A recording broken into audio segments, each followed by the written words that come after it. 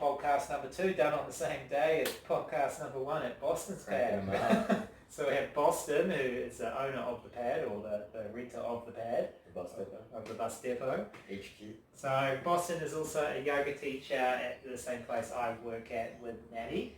So we talked again with Natty in the last episode a little bit about, probably kicked it off with why she was got into yoga. So that's probably, I'll start on a similar vein, not to just yogify everything, but... Yeah, so real quick, I got started in yoga because it was a extracurricular course in university. Yeah. It was a elective you could take, and basically, I knew nothing about it. Yeah.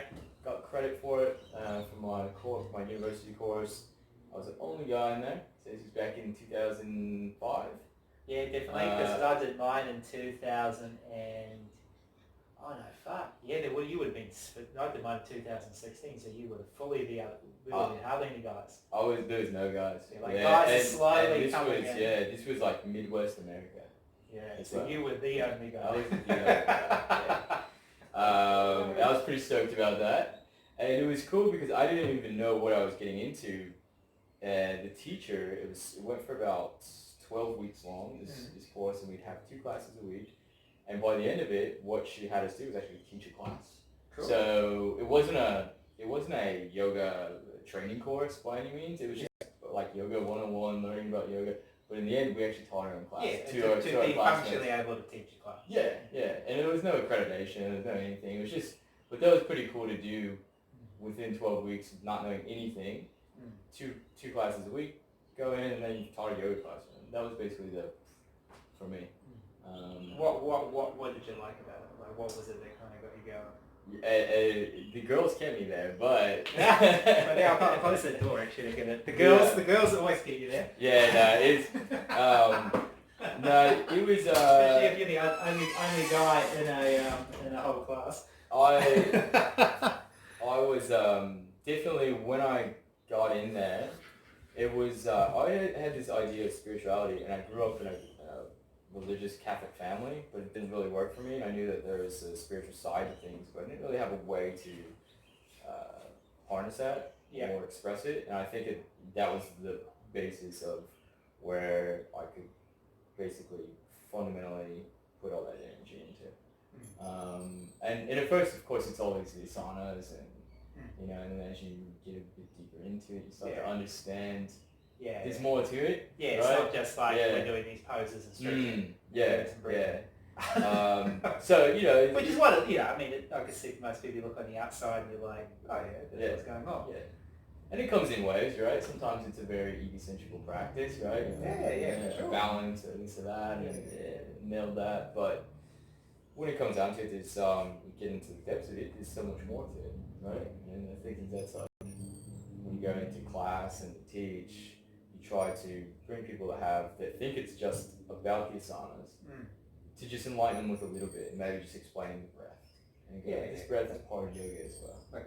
Why are we breathing? Yeah. Why is that? Yeah. And I'd agree with you there. Like I'd say working in sort of, I guess, like more modern yoga and sort of like Australia, kind of westernized, and definitely like the yoga is got that more asana sort of focus. It's got the Lululemon babes, and it's got the, all that, the Lorna Jane scene. Lorna Jane, some good active wear. But I would say that something I try to say, which it sounds like you're on the same vein, is like if you don't know what you're doing with your breathing, and you're not aware of your breathing, and you're not able to modulate your breathing while you're practicing, then for me, I feel like we've moved into a group exercise class.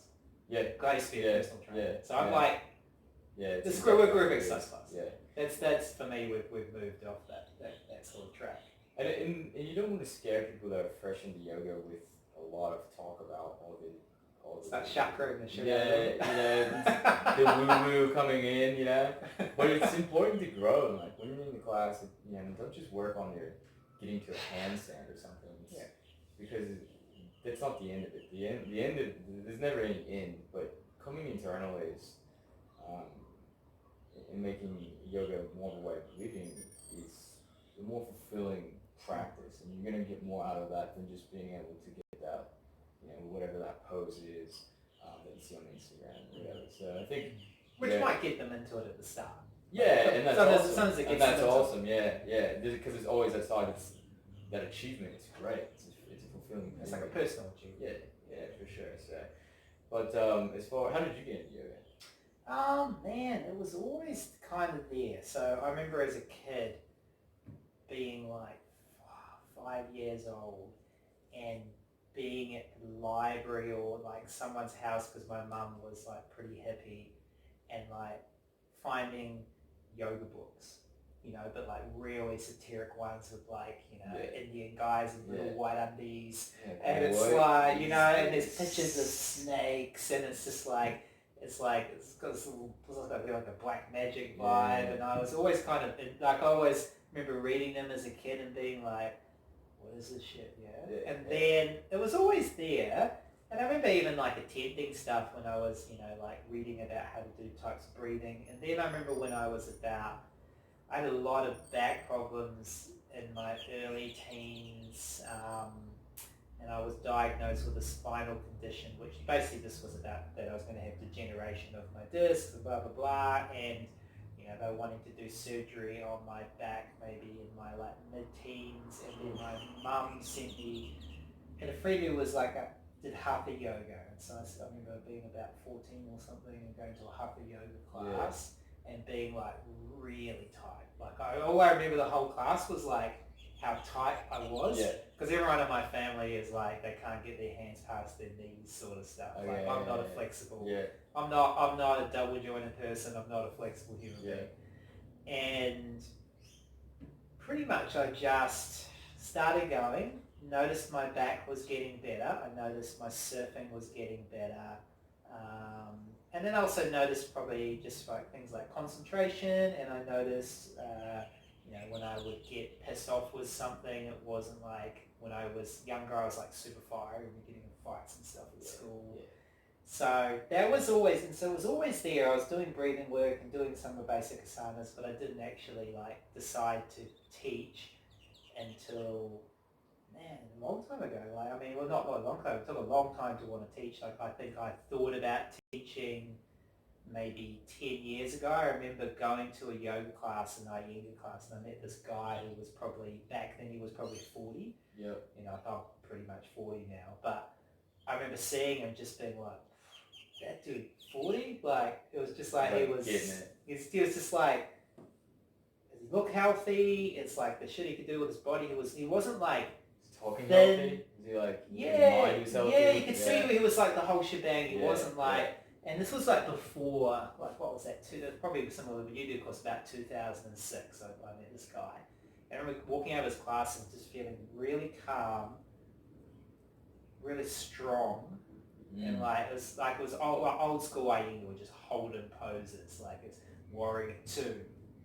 Perfection, and I sometimes feel that modern yoga's missed that a little bit, just the pure get into a pose and really master it and learn to be uncomfortable in it. I learned heaps from him, and then he kind of he made me kind of feel like what he did for me, I wanted to do from someone else, and then maybe when I was his age, because I was about 26 then, that if that's what he was doing that led him to be like that, which was not like normal 40-year-olds, I was interested. You're like, what are you doing? And why are you like this?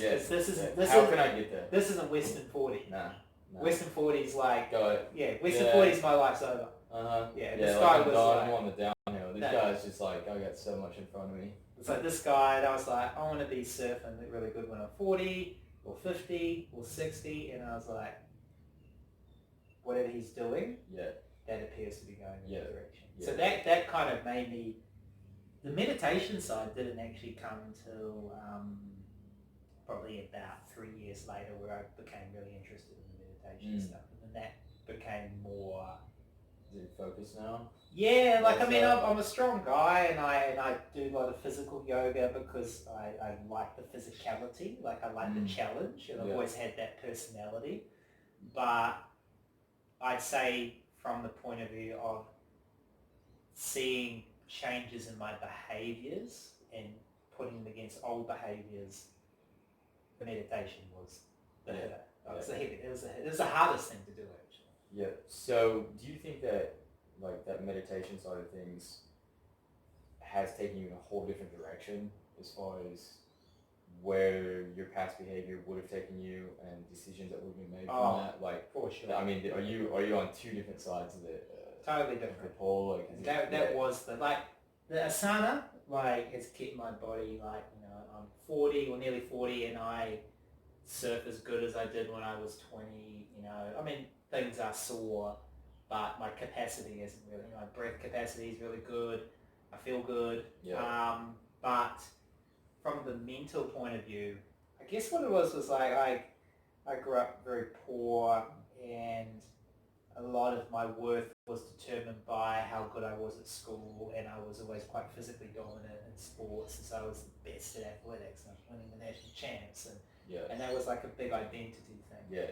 And then that all fell apart about 2006 when I was training the Commonwealth Games team for cycling, and I got chronic fatigue, and that's when I met this guy in 2006 in his class. Okay. And then I was kind of in a bit of a what's the point of anything now? And so I sold everything I owned. I had a lot of cycling gear from sponsors, and I travelled around the world for about a year. I just went full nomad. Like an unsweated nomad. I was living in a tent in Mexico. I was living off $15 a week for I was... Were you the happiest you'd ever been? It's interesting, I always go through phases where I'm like, this is great. I'm feeling like it's time to do that again. I actually would say, if you have the capacity, there's times in your life when I think it's the best thing you could ever do. It's not escape. It was just, I just needed to reset what life was about. Back to basics. Back to basics. I was surfing every day, and I hadn't been surfing for years because I was so focused on the cycling. And at the end of that, I found a book on meditation, and then I remember starting to meditate. And it wasn't until a few years later, and I remember being back in a surf comp, and it was like a national titles, and I'd sort of gotten back into competing again, and my friend won. And I remember when I was younger, my friend would win, and I would be like, I'm a piece of shit. Yeah. And then he won, and I waited to feel what I used to feel, and it wouldn't come. I was waiting, and then I just felt real happy for it. Yeah. And I just... The envy didn't come. No, it was it wasn't like I was feeling envy and repressing. I actually just was I feel really happy for him. Yeah. And I was like, what the fuck is happening to me, man? Yeah. It was the end of my competitive bodyboarding career. Yeah. Was destroyed by my meditation. And totally destroyed because I couldn't be the bastard I had to be. Yeah. And in sports you have to be ruthless. And I couldn't. I remember getting these points where I had to be ruthless, and I couldn't do it anymore. And I was like, oh fuck, I'm fucked. I've got to find something else. Yeah.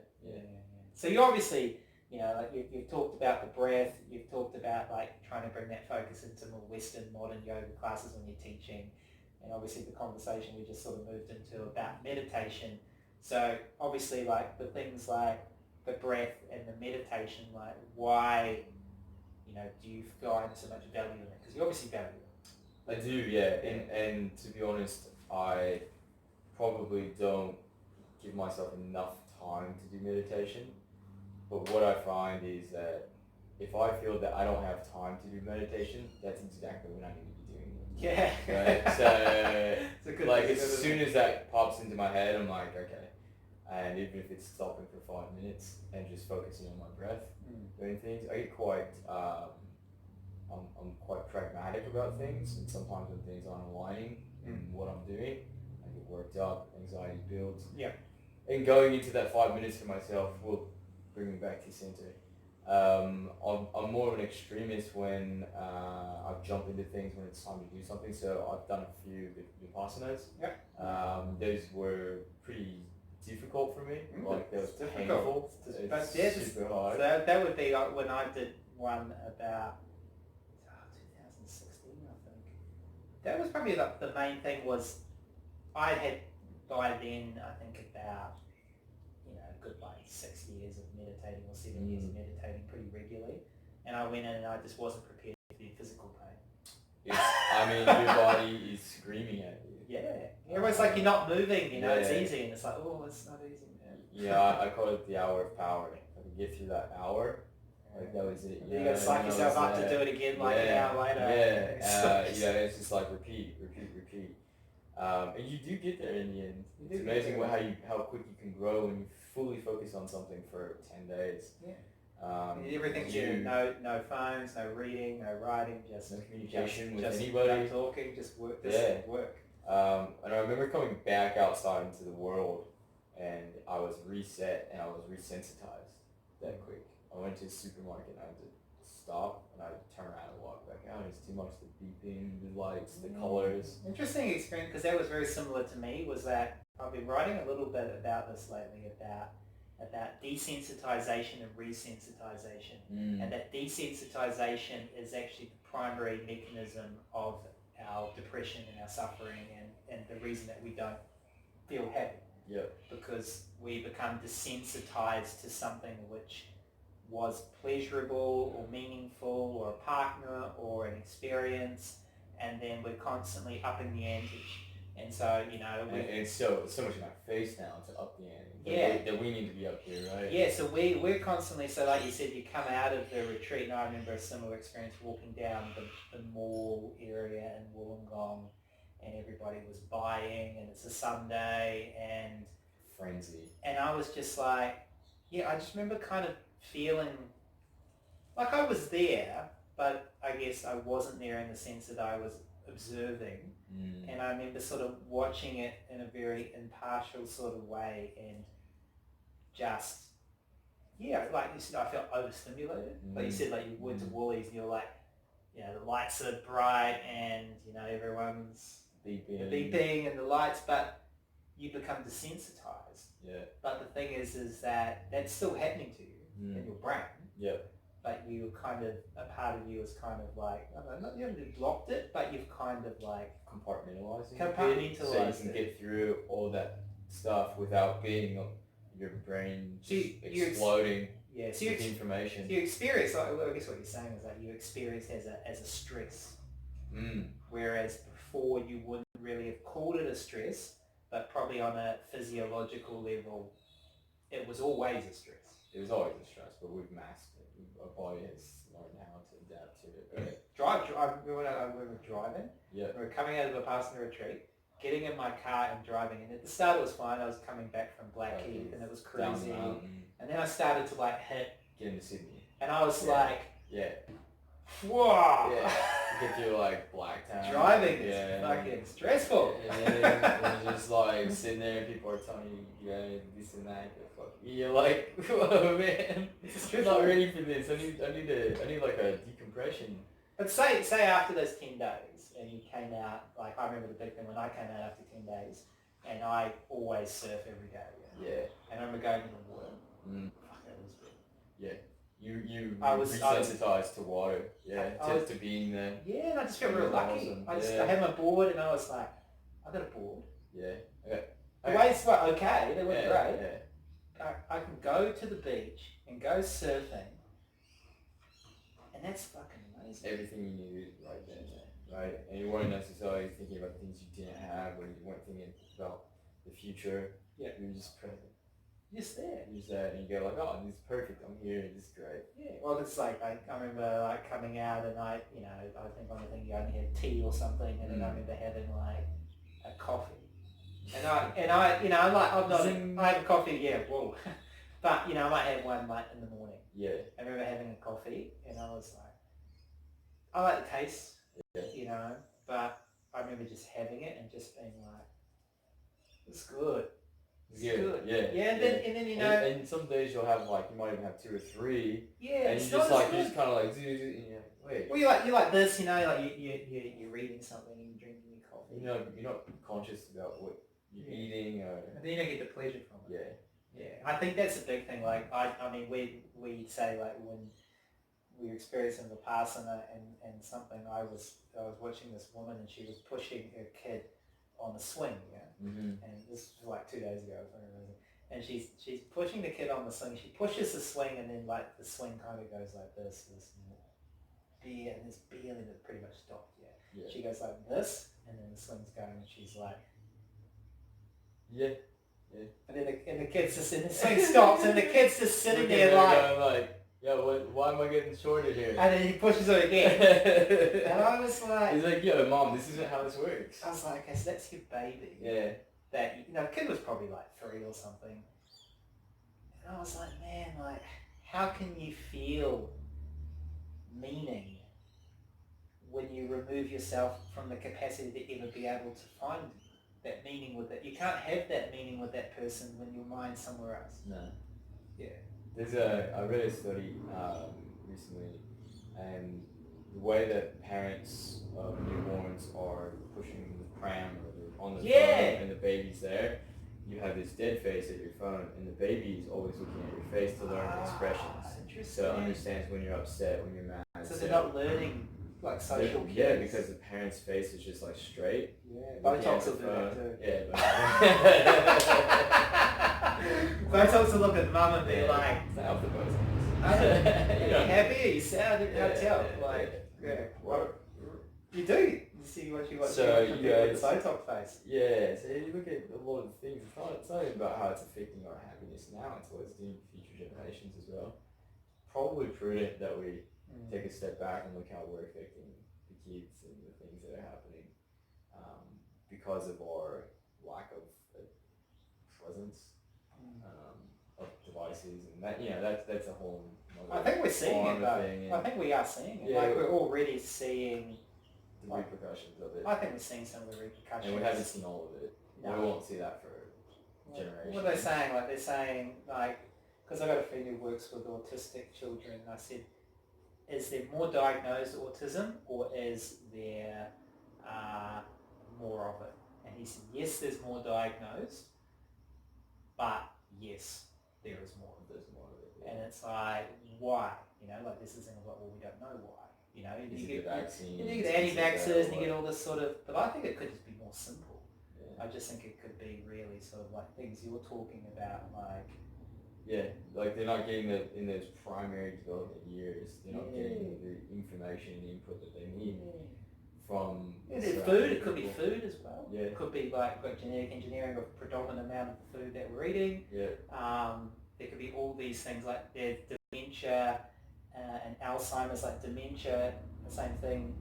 There's more diagnosed cases and there is more of it. And it doesn't match, like, yes, there's the baby boomers which are getting it, but the amount of them is disproportional. And the thing is, it's like they coincide with they're like the generation that were exposed heavily to SSRI inhibitors or antidepressants. And there's this like whether antidepressants used over a long period of time may interfere with neurochemistry. Yeah. It's all yeah. It's a really good chance. Totally good chance. Some medicine with the chemistry of the brain is going to be for every input there's going to be a reaction. Yeah. But I think that's probably what I see. You know, like being sounding like an older person now these days, but I would agree with you with what worries me about modern society is what you've talked about, where like you said, the children aren't learning social cues, but then also what's happening is it's really weird. Like we can do this podcast, I can put it out there, and people are going to watch it, and they might share it, and they might like it. But also we have this capacity to do this, which I think is great. I'm totally down with that. Makes the world a smaller place. But also it seems to come with this price where we're more disconnected from the people right next to us. Yeah. And that's a bit frightening. Yeah. Like it's frightening that a couple will be lying in bed on their cell phones. Yeah. Not communicating with each other. There's some really interesting photos that a photographer did. And I've heard of this. He took photos of people with their phone, like they're doing things with their phone, but then he edited the phone out of it. Yeah, so the people are like just standing like this, at the bus stop, and there's everybody's just standing like this. The couple's laying How in weird bed, it is. turned away from each other. How weird Yeah, it is. yeah.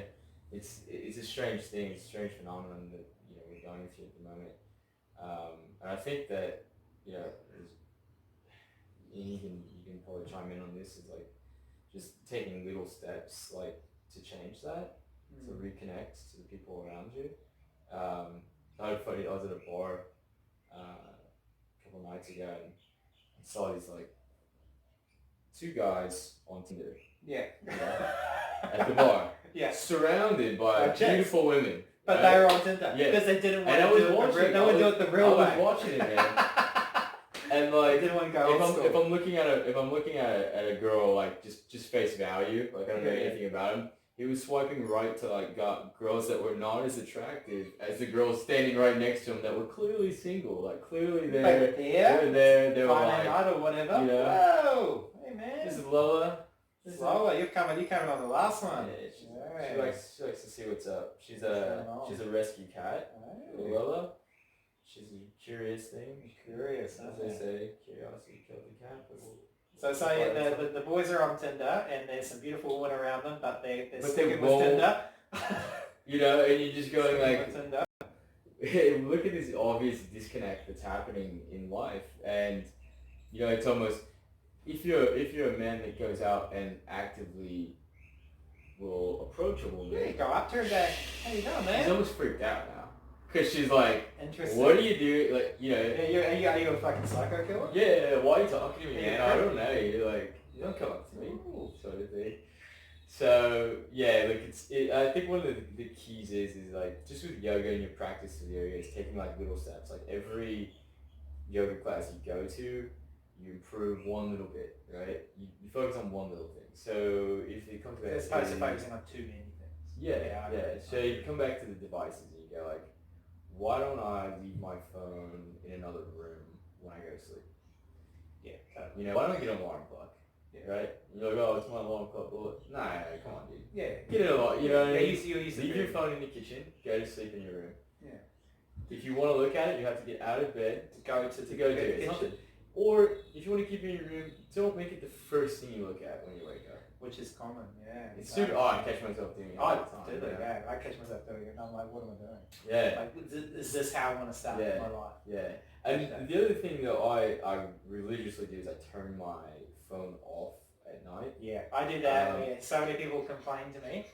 Yeah, but I'm like, it's my time. It's gonna be fine. Like, it's all gonna work itself Unless out. someone's in hospital. Yeah. But even then, I'll deal with it in the morning. Yeah, exactly. Yeah. Well, I noticed my sleep is much better because I think that I'm not getting, like, it's not pinging off my head. Part of like, it's like that thing of, when you set an alarm to wake you up in the morning to catch a plane, like early, like 3 in the morning or 4 in the morning. But you don't sleep that well because you're a little bit worried about missing the alarm. Yep. I think it's the same thing. A part of your consciousness is just like, kind of awake to maybe someone's going to call. Yeah. So I can't quite rest completely because Yeah. I need to have some sort of alertness about that. Yeah. Yeah, I would agree with that. It's a bit of like, sleeping can be a sacred time as well, and I think that we should keep it as that. It's a charging of batteries. It's rejuvenating, resetting, and I think that we should value it as much as possible and have rituals as well. Yeah. Also keeping work away from your bedroom as well is another thing that can be quite... I live in quite a little, like, my place is like a bed, it's like a studio, and I'm bad, like, I've tried to create this separate little couch which I do all my work on, but then I'm like, end up in bed. I'm in bed on the laptop because it's comfy, and then I'm like, this is fun. Falling asleep with it on you, like, it's not, like, I wake up and there's like 30,000 Zs across the page. Yeah, I don't, like, I am starting to, get a little bit more on the ball. As I've gone through traveling and living in vans and being super transient, is enjoying setting light routes into a place and really getting involved and really finding, instead of like feeling like I need to go somewhere to find like my kind of people, and really seeking them out in the space that you're in, as opposed to that place will be the place where they are. Yeah.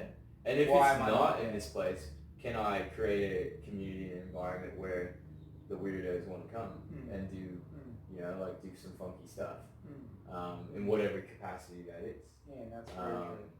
I went to Breningsea last week and there was 4,500 people there, and the idea is radical self-expression, gifting. A lot of people, I'm sure, are pretty aware of what it is. And the common thing that I kept thinking was like, this is great, but this is just 1 week out of the year. Yeah. And what like, is it just a party to me? Is it just like, oh, let's just do a bunch of drugs and get wild? It's like, no, actually, bring this mentality back to me, with me. And then start doing it in your life. Bring it into my life. And then, like, just gently start to put that out there, just plant seeds with the community around and see what happens. Like open people's experience up. And I've noticed the week that I've been back, I've connected with a lot of new people that I kind of would see every day, like walking past them, and I've been able to sort of like let stuff go a bit, and like kind of take one step back from like all this craziness that's happening around me, and just view it from the outside a second and be like, what do I want to get involved with? What do I want to get upset about? What do I want to be? What do I want to let go and detach from? And from that removed point of view, I can see things a lot clearer. As well. And just looking at things from like a humanitarian point of view, and just like what people need, how can I give that to them for all the people that kind of circle around me in daily life. So even with traveling, I think it's important. You go somewhere, what can you pick up? What can you bring back? Yeah, that's very cool. So I might wind us down. It's a good finish. That's a good. Because I wanted to finish off some sort of knowledgeable wisdom from Boston. So that's a good, like, recent knowledgeable wisdom from Boston. I think people can take home. Definitely. Awesome. Well, thanks heaps for your time, man. Been very good to like just learn more about people and people's views. So, see you later. Thanks, guys.